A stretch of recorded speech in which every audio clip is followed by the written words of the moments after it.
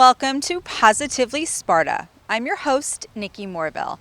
We begin our show today with a local Sparta resident who was named Senior of the Year. His name is Frank Canistra, and he is enjoying his retirement after a very successful career. Frank Canistra has been a Sparta resident for almost 40 years, raising his two daughters, both who were number one in their class at Sparta High School academically. When Canistra moved to Sparta, he fell in love with the town immediately. A friend of mine lived here, and we were close by, and just coming up here, we liked to see, like the idea of a center town. We heard a lot about the school system, and our daughters were born in our previous house where we previously lived. So when we moved here, they were 1 and 3, so it was the right time to do that. And your daughters are now very successful young ladies with their own careers and their own families. Talk about your family a little bit, Frank. Well, they attended from kindergarten through high school, Sparta schools, which is again one of the primary reasons we moved here, and it's something we've never regretted. They did exceptionally well. Our oldest daughter was honored to graduate as valedictorian in '95. Jen graduated the same as valedictorian in '97. And they both went off to Princeton, where they just excelled and grew wonderfully. That's amazing. You have two daughters who are both valedictorians of their class. Not many people in the entire United States can say that. So you must have did something right as parents. And just tell us about your career. We were talking off camera before, and you had a career in the IT field. Tell us about your career, Frank. Well, one of the things I've always, and I've considered myself, I've had, sometimes it's serendipity, sometimes it's just blessing. I don't know what it is. I grew up, I worked in my father's store. He had a shoe repair shop. So I worked there from when I was very young through when I was a senior in college. I went to college in Brooklyn, New York, and when I graduated, I wasn't sure what I wanted to do. I had some opportunities, whether it was a teaching assistantship to get a master's or just a lot of different opportunities. And I decided to go in the Army. So I went in the Army for 2 years. And because I had a degree in math, I wound up being pulled down to Washington. And I spent 2 years in Washington working in the IT industry. From there, when I left, and I always stress that there were a lot of people, many in Sparta and many in other, in the surrounding area, who paid a much more difficult price when they went in the service. Because of the war and everything else, and I have just nothing but great honor for them. When I came out, I interviewed at a number of companies, and I decided to accept a position at Nabisco, and I spent 23 years there, again in the IT industry, working in different levels. In '93, the beginning of '93, I had a job offer from a company, Computer Sciences Corporation, which at that time was about a $4 billion consulting firm.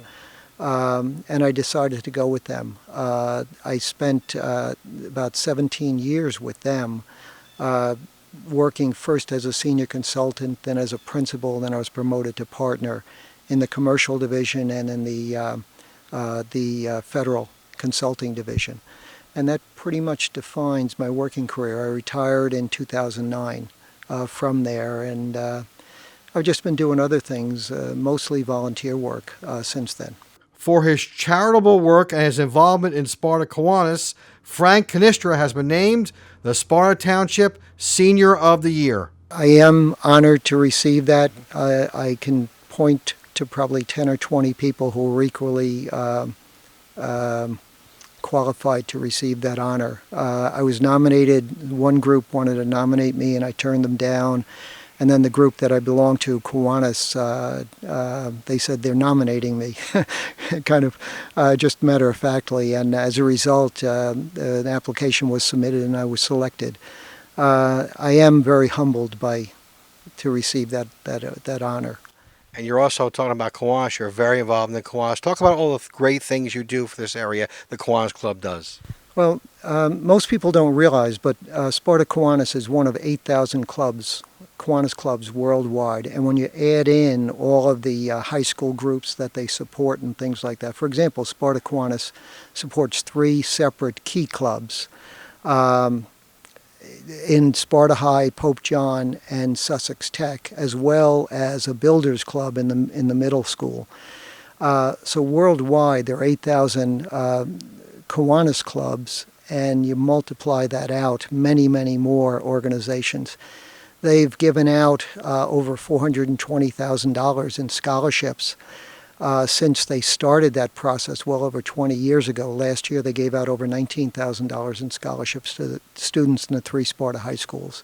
Sparta residents are remembering Sandy 3 years ago, and now more than ever, Sparta will be better prepared. Local volunteers graduated from the CERT program to help local residents in case of a disaster. The Sparta CERT program was started by Sparta Deputy Mayor Christine Quinn and Sparta Police Chief Ernie Ragstead. I got involved in the CERT program after 9/11. I realized that I needed to do something for the community. I looked for programs that would allow me to do that. I was in California at the time, and I found the CERT program. In 2002, I joined the CERT program in the Los Angeles area, took the training, and was active with the California CERT with a team called the Thousand Oaks Disaster Assistance Response Team until 2008 when I moved out to Sussex County in Sparta. Sparta and Sussex County. And I joined the Sussex County CERT. That led to me helping to assist in creating the Sparta CERT in 2013. I was originally an auxiliary police officer, part of the Office of Emergency Management in Springfield, New Jersey, and I did that for 5 years. And then I moved back up to Sussex County where I grew up, and I wanted to continue that. Like Alex said, after 9/11, I hemmed and hawed about getting involved in something. Finally, I said, I want to help out my community, so I started in Springfield, and then I just continue this now up in Sparta. I got involved first to educate myself, and then to be able to help the community, people who couldn't help themselves. I raised my children in Pequannock, Pompton Plains section, and I was involved with the first aid and the rescue squad there. My husband was a fireman. We were very much involved in the 1984 flood. I then became a mobile intensive care paramedic, and which I absolutely enjoyed. It's the best job in the world. But I had to retire in 1994 because of my husband's health. And I've been taking care of him. He passed away 2 years ago. And I needed to get involved again. And I saw the advertisement for CERT, and I thought this is a great way to do it. This year's New Jersey State Fair, Queen of the Fair, was a local Sparta resident. She made her hometown proud, and we caught up with her at the fair. Okay, folks, it's our most popular segment on our show. We've got the 2015 Queen of the Fair, the Sussex County Farm and Horse Show, New Jersey State Fair. She's right here, Miss Amy Buchanan, Miss Sparta. She is a lovely girl. Each year, they're unbelievable, these girls. And they're here right in Sussex County, and I have the privilege of meeting them. So, Amy, first of all, tell me your first reaction on winning. On winning, well, I have to admit, I was really, really hoping I would win. And I actually, my grandmother passed away last month, and she gave me this wonderful bracelet from when she lived in Ireland, and I was holding it and thinking, please let it be me, please let it be me. And then they called my name, and I was like, this is a dream. They didn't call me. All the other girls were so much better. What's happening? So I still feel like I'm dreaming, honestly. That's wonderful, sweet and humble, and I'm sure your grandmother definitely had a piece in all this. That's what they do up there. They make sure good things happen. So, Amy, tell me, you're Miss Sparta, and as I understand this year, the pageant was a little different getting into Miss Sparta. However, you were crowned Miss Sparta. Tell me about living in Sparta. You like it? I absolutely love it. It's a wonderful place to live. I am so blessed to live in a place that is filled with rolling hills and super kind people. And I always like to call Sussex County my a wonderful little corner of the universe. And I love when I recently started working as an actress in New York City, and I'll meet people from Sussex County, and it's an automatic bond that we share because we come from such a sweet and caring place. You're right. This girl's got it. She's got it. Now, you mentioned you wanted to be an actress. So first of all, you just graduated Sparta High School. I understand you were in love with the theater, Yes. right? So tell me about that passion. Well, that passion started when I was in about 8th grade. I was a very, very shy child. However, the first Broadway show that I got to see was in about 7th grade, and it was Hairspray on Broadway. Nice. And what really inspired me was the fact that you can make social change through theater. If you're not familiar with Hairspray, it's about civil rights, and that really inspired me to see that I can make a change and an impact in my community through the performing arts. So I got involved in Cornerstone Playhouse, which is based out of Sussex, and that was my first role, and it's really been history since then. I've performed in Scotland, in New York. I've really just had a lot of amazing opportunities, and it all started right here in Sussex County. Wow. Okay, folks, this girl's very talented. She's already acting across the entire world. No wonder why she won this pageant. Wow, that's fantastic. So as I understand, you're going to be going to Drew, and at Drew University, you're going to be studying theater. And you've got the acting chops. I mean, obviously you're doing pretty good with this, right? So what do you see for your future? Well, hopefully, the reason why I chose Drew is, of course, I'm a Jersey girl forever, so I wanted to stay relatively close to home. But one of the great things about Drew is that it's close to the city, so I hope to continue to pursue acting professionally throughout college, also getting my education. At Drew, I also hope to pursue a 5-year master's program to get a certificate in teaching, so that hopefully I can also teach in New Jersey and continue to make a change right here in the community with the children. Top Soccer takes place every Saturday at the PAL building. Gil Gibbs is the man responsible to help out these children with special needs. Top Soccer started 5 years ago. Shorna Stanley and myself saw an article that was in a soccer magazine about a Top Soccer program started in the state. And we inquired about it 5 years ago, and they came up and gave us some training. And we started the program, and it's just been a great success. It's every Saturday morning for 6 weeks. It's all free. We get between 20 to 25 special needs kids. But the whole key of the program is the buddy system. Okay, each soccer player and the special needs child gets a buddy that's a high school student. And every Saturday they're there. And just think about it, when you were 15 years old, would you give up a Saturday morning for an hour to come work with kids instead of hanging around with your kids or going to a football game? Each one of these kids are so dedicated. They go through a training program, and that's the whole key to our program. I'm looking to go into school for special education, and my parents are part of the Elks, and so growing up, going to like Elks Camp more and stuff and seeing all the kids, like I just fell in love with it. So I love coming here every weekend and just playing around. It puts a smile on my face and everything like that. It's a lot of fun. I've been playing soccer for 10 years, and my father brought this up to me when I was a freshman, and I thought it would be a great opportunity, so here I am. I did it 3 years ago, and I'm still here because you make a connection with the kids and you just don't want to leave. It's now time for our sports section of the show. One of the longest running youth football programs in the state is right here in Sparta. The Sparta High School football program has won back-to-back state titles. One of the reasons is their development playing for the Sparta Youth Football Program. Our program was established in 1957. We're one of the oldest incorporated youth football leagues right now in the state of New Jersey. We're a little different than most of the other programs and teams in Sussex right now, simply because our field is in the center of our town. It gives a real hometown feel, real small town USA. As far as the girth of our program, we start off at the flag division, work our way all the way up to heavies, which are 13-year-olds.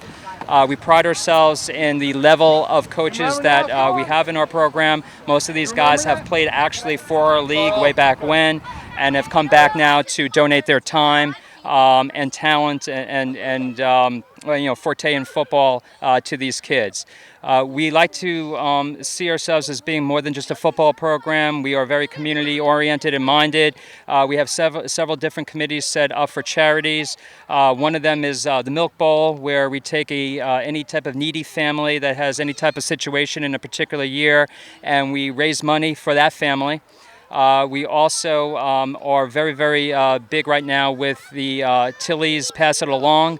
We're putting a program together this year to basically donate footballs, basketballs, and a lot of our kids' times to some of the underprivileged kids in the Newark school district.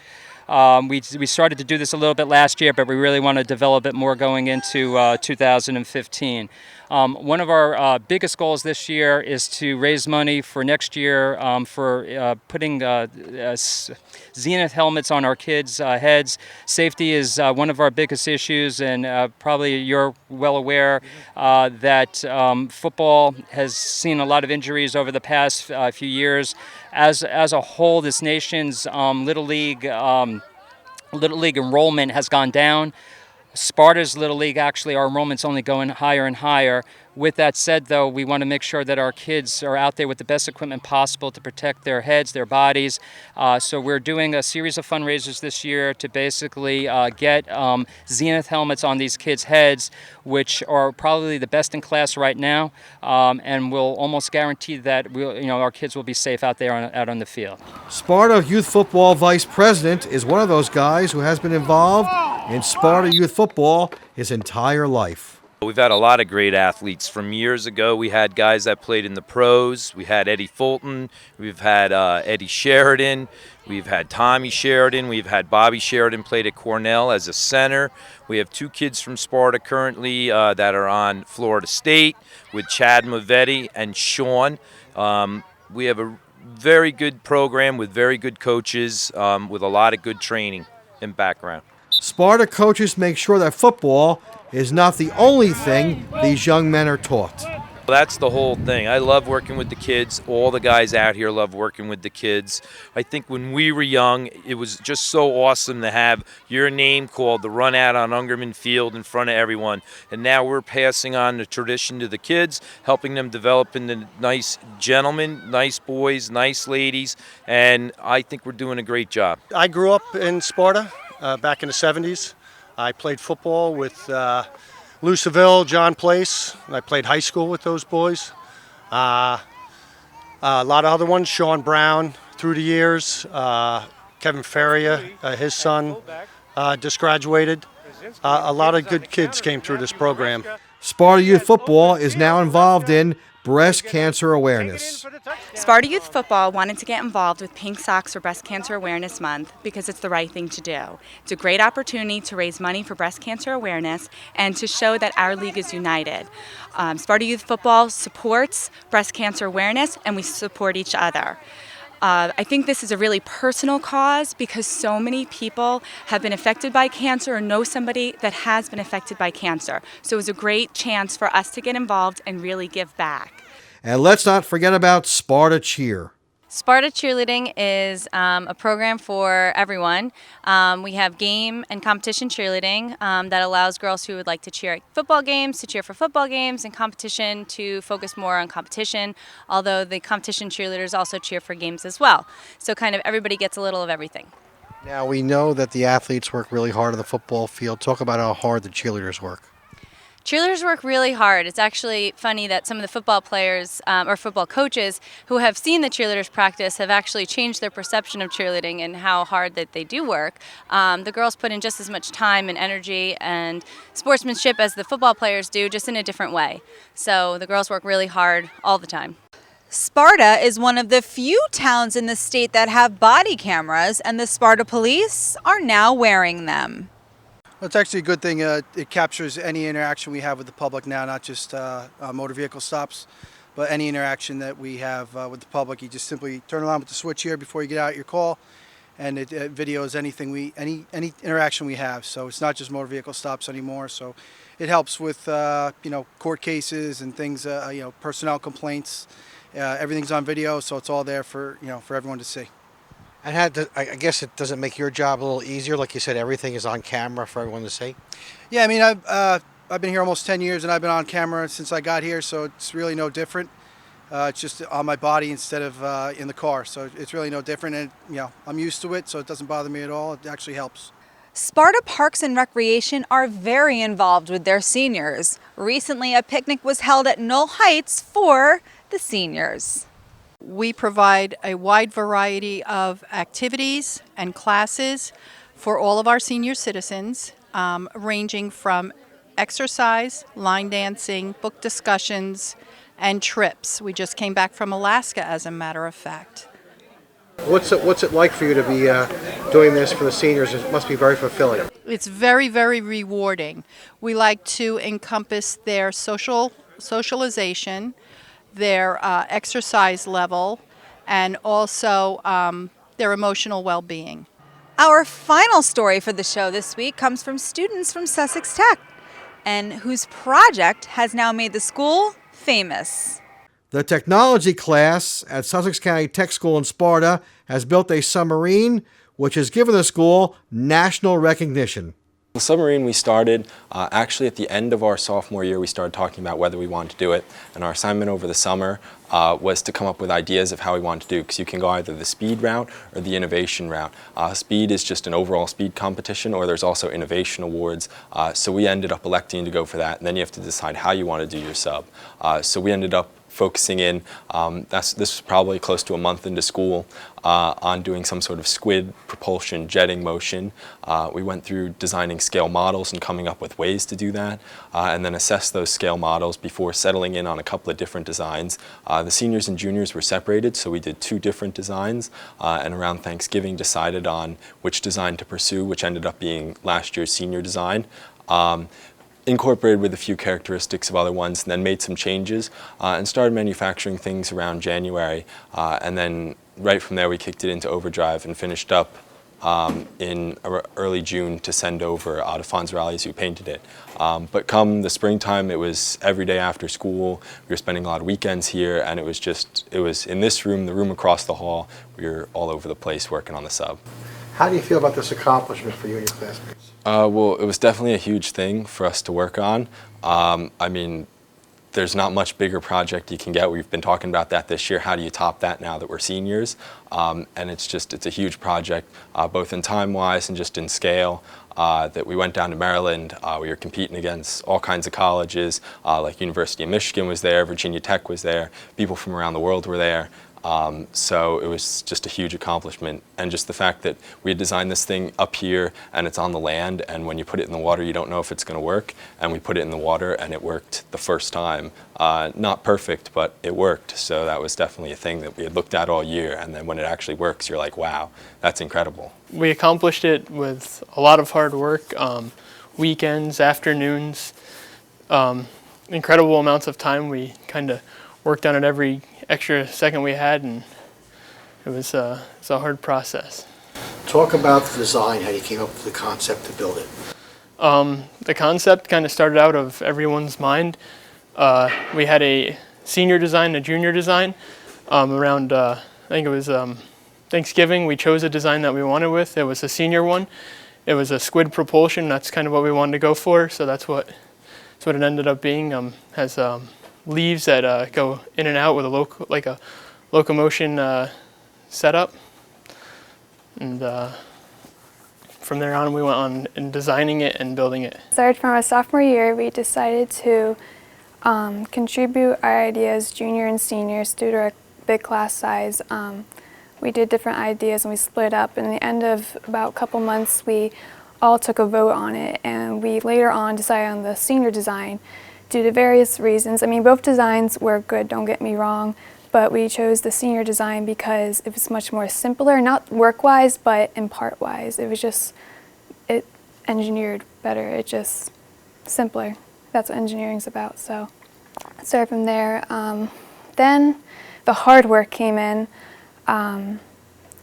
We designed the plug. We took over carpentry's room forever. And the plug makes the mold, and the mold of the sub, after we got the molds, we did all the fiberglass work. And the fiberglass work took a while. It was after school nearly every day. One time we were across the street for about 8 hours one time in a respirator doing this fiberglass work because some stuff went wrong, some stuff went right, so that took hard work. So it's mostly a lot of fiberglass, but most importantly a lot of time was the accomplishment. For me, this was our 7th submarine, so we've been involved with the international submarine races for 15, 16 years. Again, this was our 7th one, so some of it's the same, but not much of it. And we do have experience, but all that experience resides with me. The group, the students as a whole are brand new to the whole operation. So it's a major challenge every time, and I often tell them that our biggest weakness is that we've done 6 other ones, so of course we can build a submarine, and it doesn't work that way. And talk about this class, how they have accomplished what they did. They really did. Though it doesn't get a lot of notoriety in this during this competition, the big thing with this class was we had so many seniors and juniors, so it was a total class size of about 27. And that's due to our increased enrollment here at Sussex Tech that we've been working real hard to get, and now we have it. Well, they had to be separated in classes, so they pulled off this big joint project without ever having been in the same room. So the juniors had their classes at one time during the day, the seniors had their classes at another time. And they had to work, and I told them in the beginning that this had a recipe for disaster written all over it, because if we pulled that junior blaming the seniors, they didn't get this done, and the seniors saying, well, we told them to do this, they didn't do that. But they really exceeded all expectations of mine and pulled off this huge design build project. And it was actually better to have a bigger team where everybody who's worked on a big group project knows that sometimes too many people is not a good thing. The students at Sussex County Tech say it's a type of high school that prepares them for the workforce. It's helped me a lot as a student. It's definitely a more like realistic-based education. The fact that we have, it's all trade-based. We take a lot of the academic subjects and then come here and apply them. I mean, I've probably learned more math here in the engineering room than I have in most of my math classes because we actually need it here. So we're not just learning the subjects to memorize them, but we're learning them for real-world application. Coming to Sussex Tech was a great option for me. The teachers here, everybody's helpful. A lot of students, when they come here, they're always afraid that they're not going to make friends. That was never a problem. Great school, great staff. Classes are top-notch. Really great school, and academics are excellent, and you get to go into one of your favorite fields and learn and become a better student. Sussex Tech has definitely really helped me prepare. It personally helped me improve in my weaknesses, and I love how we apply real-life stuff to shops, and especially a project like this. This project really prepared me for hard work than anything. It really taught me a lot of stuff. I really enjoyed with the fiberglass work. That's a life skill I definitely got learned here in the shop by Sussex Tech, and just applying all the math and physics, seeing the physics come to life was actually really cool. I think I'm starting my 19th year here at Sussex Tech, and I graduated from Kittatinny Regional High School a long time ago, and all I can say is that it's an honor to work here.